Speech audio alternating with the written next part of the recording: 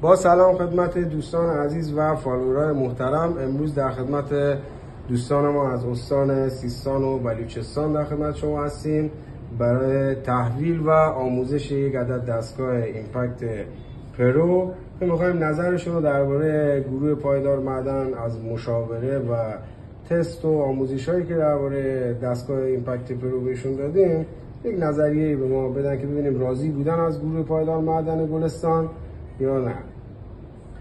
بله واقعا ما راضی بودیم، دست گل شما در نکنه.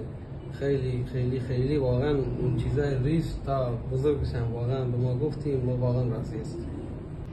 میزان رضایتمندی ما خیلی خوب بود و به این نتیجه رسیدیم که به دوستان و سیستان بلوچستانی خودمون هم توصیه کنیم که از این شرکت شما خریداری کنن. دستگاهی که بهتون پیشنهاد شد با تغییراتی که خودتان کردین، نظرتون در مورد دستگاه مثبت مساعده؟ مثبت، خیلی هم دستگاه خوبیه و پیشنهاد میکنید که بچه‌هاتون هم پیشنهاد میکنیم که از همین دستگاه و از همین شرکت دوست ما هم زبان بلوچی اگر بده مسجنده مردم را زایدان زعبول خلاصه خواهش سیستان بلوچستان کامل جریان بنشی شرکت خرید کرد خلاصه ایده برو برگشت ندهی خلاصه مردم جوانین خلاصه کاری خوب انت دست در نکنه.